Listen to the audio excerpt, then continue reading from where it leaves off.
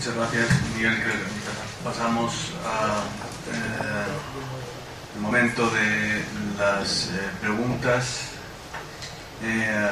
Antes de iniciarlo, a mí me gustaría hacer una pregunta a las mujeres que están aquí en la mesa, sobre todo por su aspecto psicoanalítico. Han estado comentando, ¿debe la madre desde el punto de vista psicoanalítico transmitir la figura paterna de la autoridad y de la ley para los hijos? Como sobre todo, Lola, has estado haciendo referencia. ¿Qué sucede cuando esa figura no existe?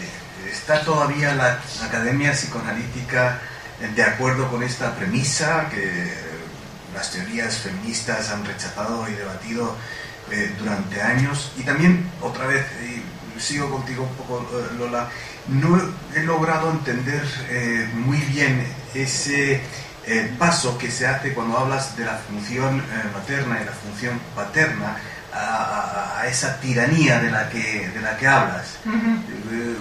Sí, no cuestiones, ¿no? Bueno, empiezo por la última. Sí, lo que me refería era que el aspecto más de goce de la pulsión de muerte desde el punto de vista de la función paterna es cuando la propia función paterna no se somete a la propia ley que se supone que está transmitiendo. Entonces, al no someterse, hace su capausallo. Yo digo que tú tienes que hacer eso, pero yo no voy a cumplir eso que yo estoy diciendo. En ese sentido, la función paterna se convierte en tirana. A eso me refería. Y luego al primer aspecto, sí, claro, precisamente estructuralmente se dice que claro, la función materna es la que transmite la función paterna. Si no la transmite, vienen los problemas. Si la transmite mal, vienen los problemas. Un extremo es... El juego de las 7:30, o te pasas o no llegas. Te pasas o no llegas, sí. En términos sencillos sería eso. Pero es que si no se transmite de ninguna manera, estaríamos en la psicosis. Claro. Ese es el extremo. A partir de ahí, pues, hay que decir que nunca es transmitida de forma perfecta, porque precisamente de lo que hablamos en psicoanálisis es de que, en el sentido este que decía que el ser humano no es un ser total, no es sustancial, sino que es un ser en falta.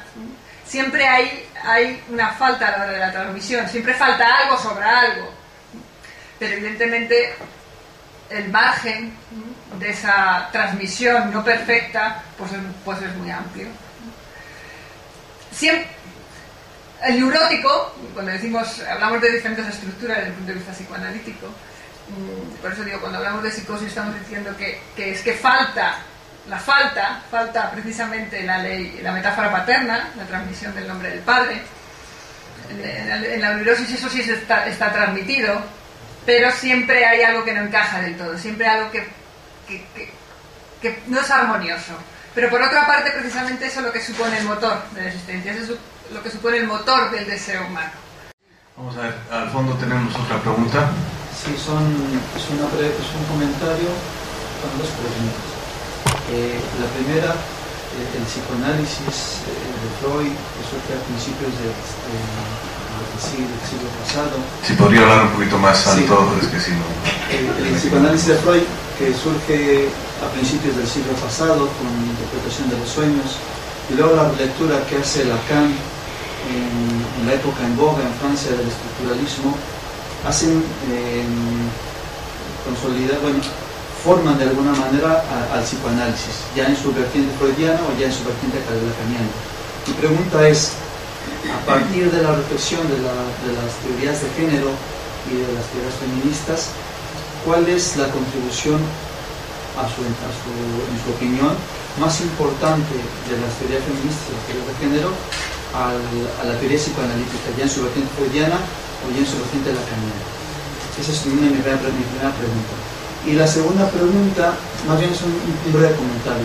Hace poco tuvimos la oportunidad de disfrutar aquí en Madrid la exposición de Lágrimas de Eros, en donde precisamente podíamos ver a través del arte cómo la sociedad occidental ha estado forjada por dos mitos, uno de tradición judío-cristiana, a través de la mujer perversa, ¿no?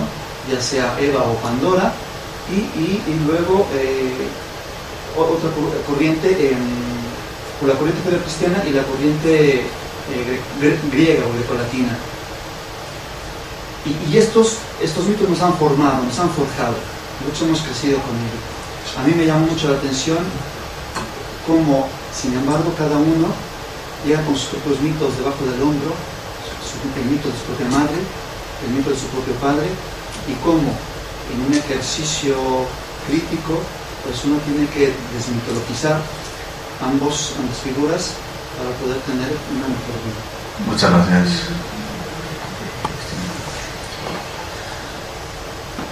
Yo diría que, como tú lo has comentado, efectivamente la teoría psicoanalítica inicia con Freud y después es retomada por Lacan, y hay una serie de conceptos allí que se van subvirtiendo de Lacan a Freud, y entonces se crea una teoría distinta, una teoría inédita y nueva. Y en cuanto al aporte de las teorías de género, las teorías feministas, en función a la teoría psicoanalítica, que es la pregunta un poco, me parece que tú lo que quieres preguntar es qué es lo que aporta, ¿verdad? Eso, yo más bien diría. Entonces, vamos a ver, yo creo que es importante tomar en consideración que son dos maneras diferentes de verlo, en el sentido de que para el psicoanálisis lo que está en juego es la realidad psíquica, no tanto la anatomía corporal. Entonces, lo que significa que para el psicoanálisis tenemos sujetos del inconsciente. Eso es lo que tenemos. Puede venir al consultorio una mujer o un hombre, anatómicamente hablando, pero psíquicamente no necesariamente están en posición masculina o en posición femenina, aunque anatómicamente lo sean. La realidad psíquica del sujeto es una realidad que tiene que ver con algo de sus mociones inconscientes. Entonces, digamos que el psicoanálisis no se queda en la parte superficial, sino que va mucho más profundo. Cuando alguien llega y te comenta un problema, pues parece que es un problema que tiene una primera capa, algo superficial, que sería la primera queja. Por ejemplo, si hablamos de maltrato, alguien puede venir a decir que se siente maltratado o que no se siente bien amado, que sería otra manera de no sentirse contento por su pareja. Y esa es la queja superficial. Después nos vamos a la parte que es más profunda. Y entonces el psicoanálisis allí es a donde apunta. Digamos que la queja superficial, después de un tiempo, pasa a ser algo que ni siquiera el sujeto mismo comprendía cuando recién llegó. Entonces se da cuenta, por ejemplo, de que la posición masoquista que tiene en una relación le hace oscilar de esa posición de masoquismo al de sadismo, y que de pronto es maltratado y de pronto maltrata.